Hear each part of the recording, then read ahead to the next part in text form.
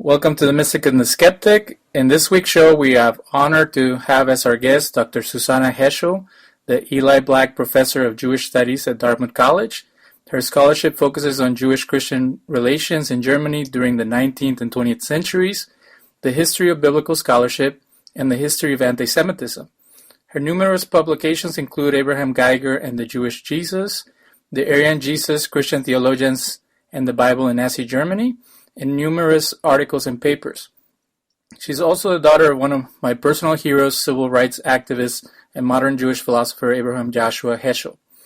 Today's topic is the current social and political trends in the U.S. and the normalizing of bigotry, racial hatred, and anti-Semitism.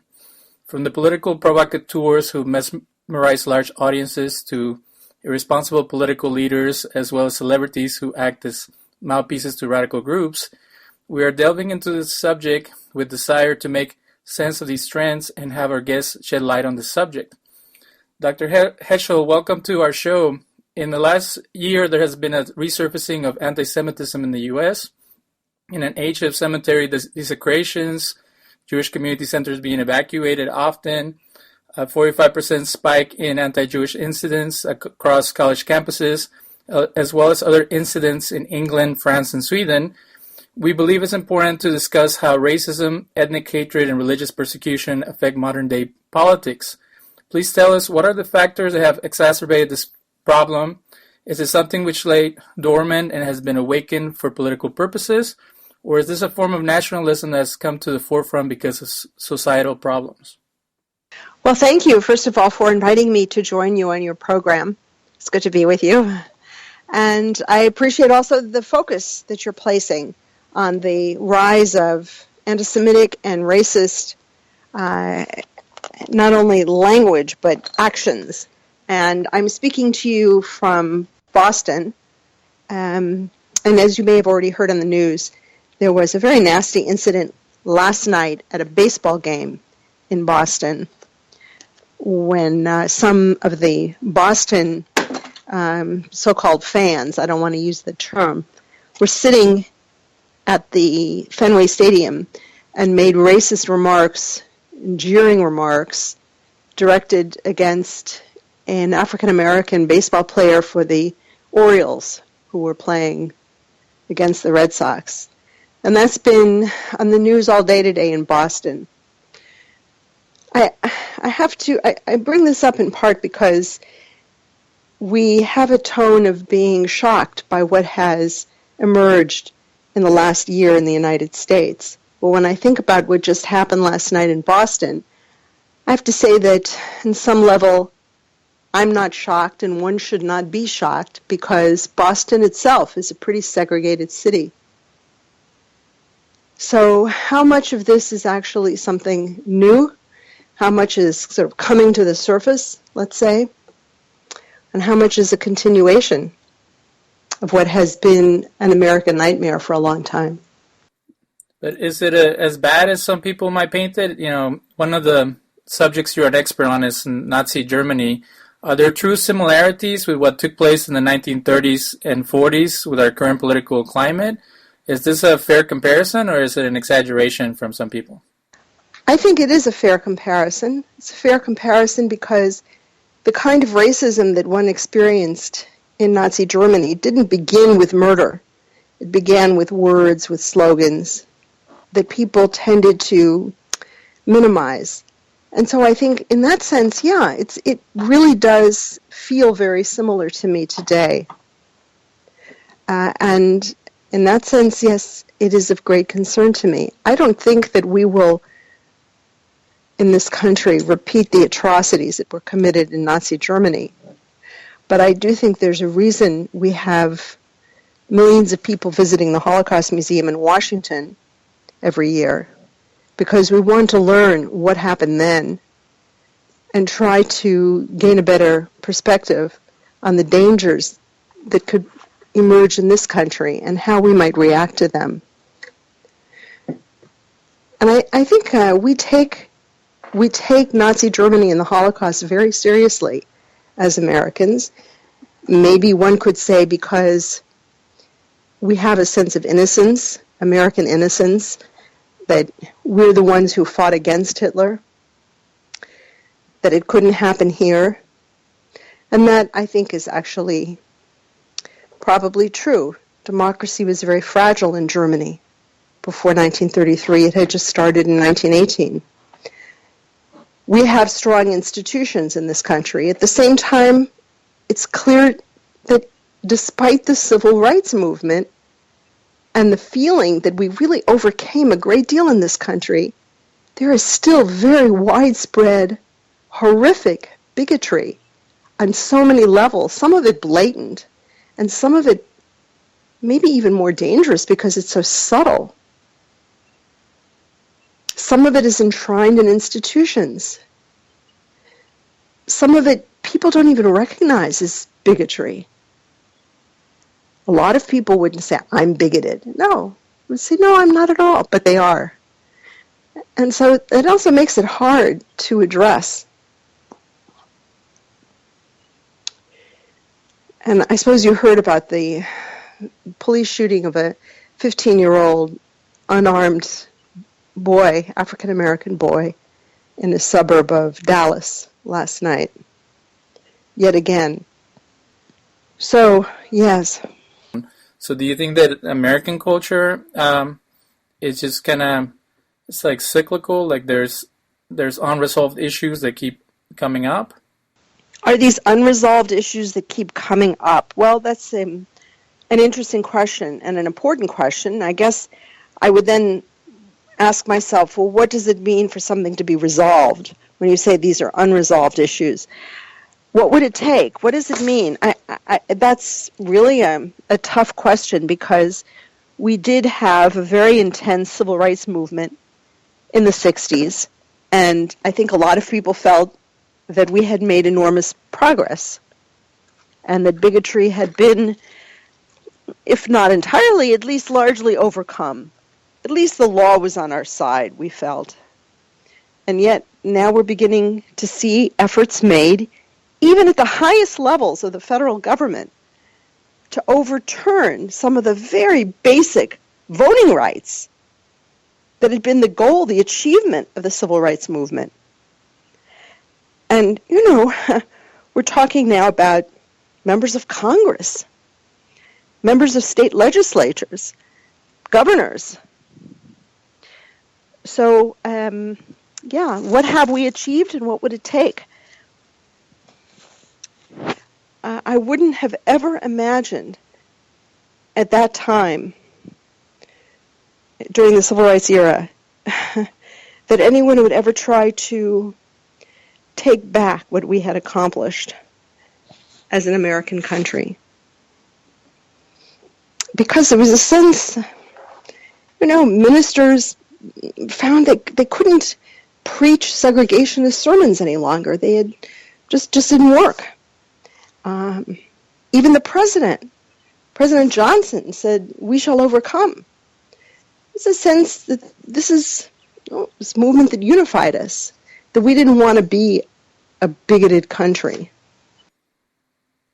In American society, there's a justification of racism by using demographic data and statistics, and sometimes even projecting fears on the other. And you said in one of your lectures that racism is a vehicle to reinterpret it's a principle of status and power, and then people use it to reinterpret the Bible or society and politics. So is there something different with American society from other societies where there's like an obsession with the other and with race and categorizing people based on their demographics that you see? Well, actually, not really, no. I would say no because, in fact, a lot of other countries have issues of race, definitely. On the other hand, we proclaim ourselves, the United States, as a very old, enshrined democracy, a country very concerned with equality, a place where, in fact, people can rise to the top, starting from very little. It does happen here, and that's great. So there's a sense that, the title of that novel by Sinclair Lewis, It Can't Happen Here. we're too deeply democratic. We have too many institutions that put checks on power, like the federal judiciary, as we've just seen in the last couple of months, halting certain so-called executive orders from the president. So, yeah, I think that other countries do experience racism. But let's ask this. What is it that keeps racism so tenacious, so persistent? Let's say we say, okay, as a country, we think it's not good. It's not good to be a racist country. It's not good for people to be racist. Let's get over it. So why does it stay? I think that's an important question to ask. What are the forces that keep racism in power? And it's true that in some sense it can be religious functions. People use religious arguments to justify racism. Maybe racism functions for some people as a kind of substitute for religion. Sometimes racism is it's eroticized. It makes people excited and happy and feel good and gives them a thrill. Let's say as if somehow everything else in their life is miserable, but they can at least be racist. They don't have a job, they don't have a place to live, but they can be racist, and that gives them a sense of importance, apparently, in some cases. So what can we do to change that? And I felt that was something Dr. King addressed, that he made people feel important and noble and significant for saying no to racism, for insisting on equality, for marching arm in arm. And I guess I wonder what happened? Where did that go? In one of your papers, you mentioned that there's an imagined threat of spiritual decadence brought about by Jews, Africans, Indians, Asians, and that they're destroying European culture as is seen in racist literature of the 19th and 20th century. Do you see the same type of rhetoric being spoken about here in America about Jews, blacks, Middle Eastern people, Latinos, or Latin American immigrants? To some extent, yes. This is a big country, so there are a lot of different strands that take place here. So, yes, to some extent. I think the point in Germany was that, in the 19th century, racism was viewed as something very positive, that it was serious and thoughtful. Racial theory was a way of explaining the world, why Europe was so well off compared to other parts of the world, and so forth. But what's interesting about that is that the arguments were that races were immutable. You couldn't change them. The people were born that way. It wasn't because of social or economic or political circumstances. In contrast, for example, to Amartya Sen, the Nobel Prize laureate, who has argued that, or demonstrated actually, that there is no famine where there's a democracy. Famine is not about not having enough food, it's about the distribution of food. It's an important point. But racial theory in the 19th century arose with this notion that people are the way they are, unchanging, because of their race, whatever that means. And yet that was the same era, the 19th century, when people became historians, where the writing of history was the central mode of scholarly investigation. And to write history means to look at change and to contextualize ideas and movements so that nothing was static for a historian. And there's a contradiction there, and I'm curious about that. But the other element about the racism that I studied from my book on the Nazis was that although races complained about bodily characteristics, the color of one's skin or the shape of the nose or the hair or something like that, the real fear wasn't the body part itself. But if you look at their writings, ultimately what they're saying is that the body part has incarnate in it a kind of moral and spiritual danger. So Jews were said to be dangerous to Germany, Judaizing Germany, bringing a degenerate moral and spiritual quality to Germany. So it's not the body itself. It's not that my Jewish nose is going to attack you, but rather this degeneracy that's inherent in the nose or incarnate in the nose can't be divorced from it. That's the danger. And at the same time, you realize racists also imagine themselves, whether they admit it or not, but they imagine themselves as vulnerable. So even though they may proclaim themselves as superior and high and mighty and strong, their argument is really about their own vulnerability, that they too may become Judaized, let's say. They will become degenerate by the presence of Jews. And you hear this with some of the anti-immigrant rhetoric that we hear in the United States today.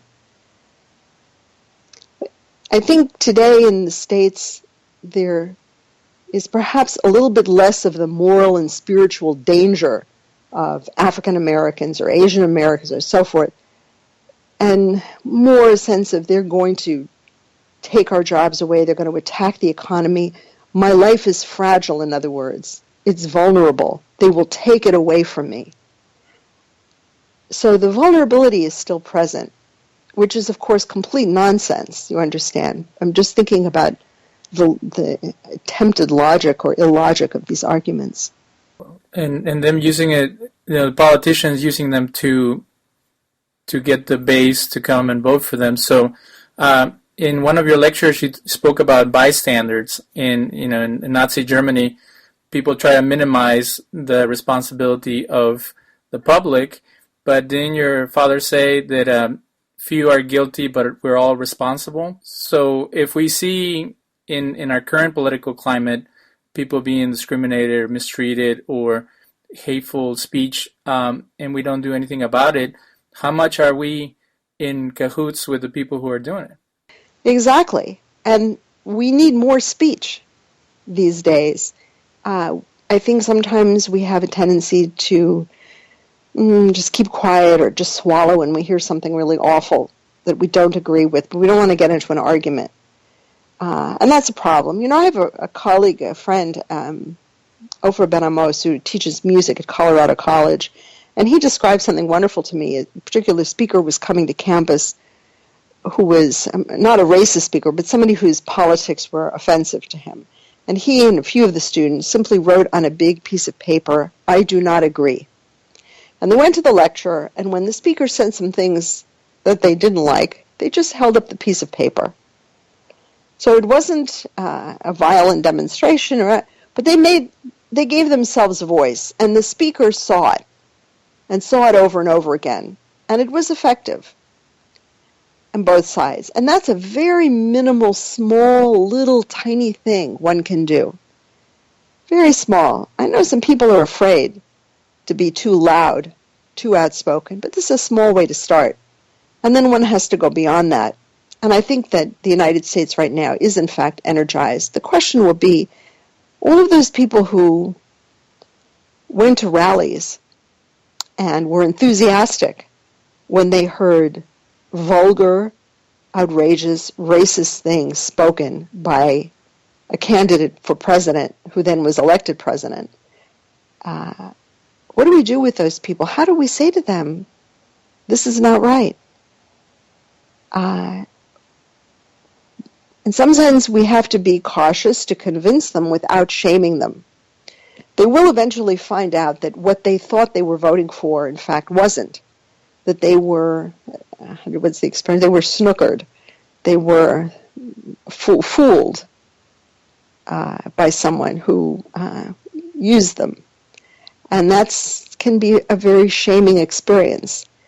And so somehow we have to address those people or be prepared when they realize that the wool was pulled over their eyes, and reel them in without making them so angry that they turn violent, because that does worry me. There are a lot of guns in this country. According to one provocateur, people are tired of identity politics, and women, racial minorities, and the LGBT community are discriminating against white males by branding them as privileged and out of touch. Is this possible? Can the left be prejudicial just like the right? Yes. I think we've spent too much time dissecting racism and sexism and so forth, and not enough time building alliances. And that is a problem.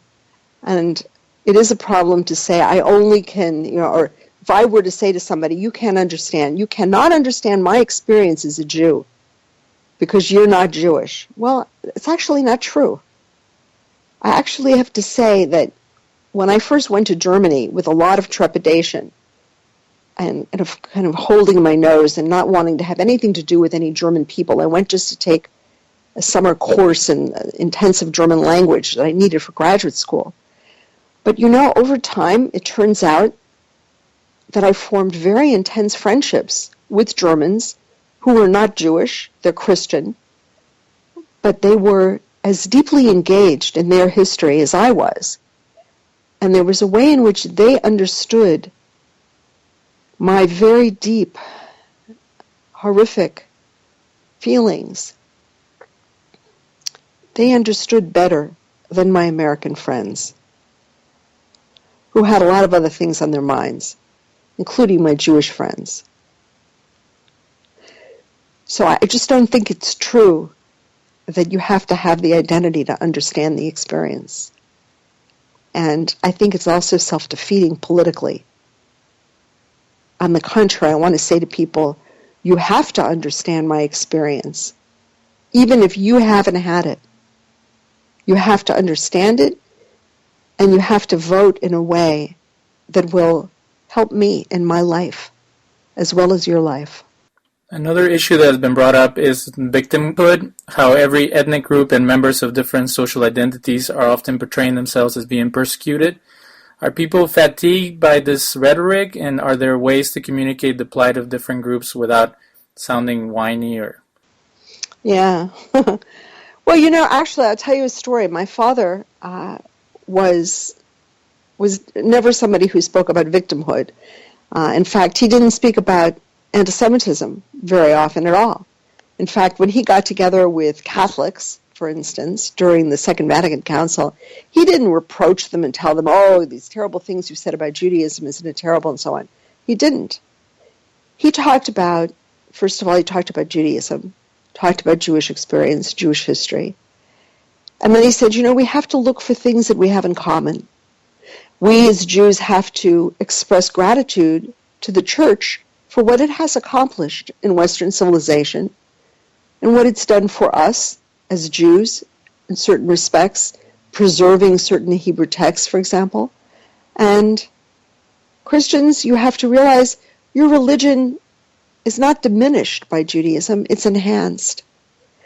And in fact, all religions should feel that way. A religious person becomes more religious in an environment where people of different religions, different faiths, are all religiously exploring more deeply what it means to be a person of faith. So my father once said to me, I was doing my homework one day, and all of a sudden I had an amazing thought. I thought, I have a life, and it's mine. It belongs to me. It's fantastic. And I was so excited. I thought, I can do anything. I could study anything. I could travel and so on. It's mine. And I went to tell my father. And he listened, and then he said to me, yes, but what are you going to do with it? So one can explore one's history, and in fact, we should and we do, and we look at racism and the way it's shaped our lives in very bad ways, and our ancestors as well. We should.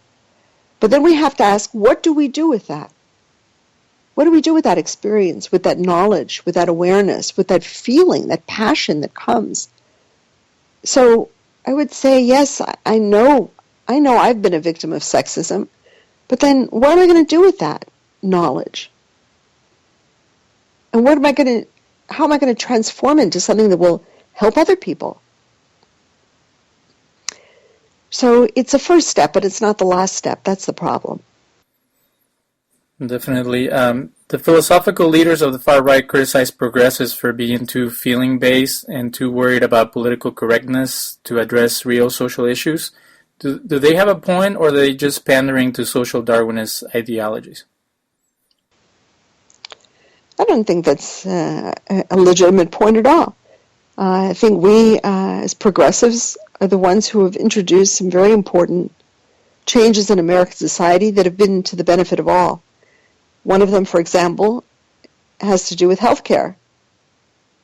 And, a lot of people opposed it. A lot of people on the far right opposed the idea that, for example, if you have an illness at one point in your life, then for the rest of your life, an insurance company can turn you away and so forth. Pre-existing condition. But at this point, we got it through. Everybody wants that. Everybody recognizes that that, in fact, is how it should be. I ask myself, after the Second World War, Germany went back to being a democracy, and it had a political spectrum from the far left to the far right. But even the far right came to realize that there are certain basic needs in a society that human beings have, like healthcare. They accepted it. And that's what we need to do at this point. Instead of looking at an idea and saying, is this a left-wing idea, right-wing idea? It's a good idea, period. In Germany, a right-wing politician will say, yes, universal health coverage. I stand for that. So does it make it right-wing or left-wing? No. Some things are simply universal across the spectrum. So, yes, the kind of critique by right-wing is wrong. It's silly. That's not a critique anyway. It's just rhetoric. And my last question. In the class I took about Rabbi Heschel at Spurs College, Dr. Sherwin mentioned a statement in the Talmud that was very important to your father, which says that embarrassing someone is like murdering them. So my question in our modern context, is there no decency left in modern society, which stereotypes individuals, pigeonhole massive groups of people, and denigrate people by their religious or ethnic group? Is it getting out of hand in your eyes, and is part of that embarrassing people or trying to really use identity as a political tool as compared to, like Martin Luther King said, judging people by their character instead of their race? Yes. So actually that was a passage from the Talmud that my father used to inscribe on the first page of my school notebooks when I was a little girl. You never embarrass somebody publicly. It's a very important principle. And in fact, in Jewish law, there are two things that are unforgivable. One is murder. Because once you murder somebody, how can you ask the person for forgiveness? And I cannot forgive you for killing somebody else. And the other is shaming someone in public, spreading gossip about someone. You can't take it back. Once the lie is out there in the world, it goes from one person to the next. It's spread around. And you destroy a person's life. A person's reputation, a person's livelihood.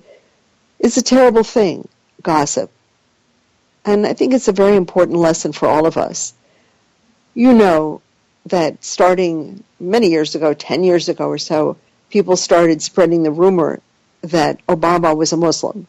It's not true. Or that he wasn't born in the United States. It's not true.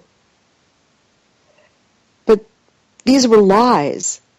The Russian poet Joseph Brodsky had a poem years ago, I think it's called The Lie or The Statue, The Lie. Anyway, it was a great poem about that.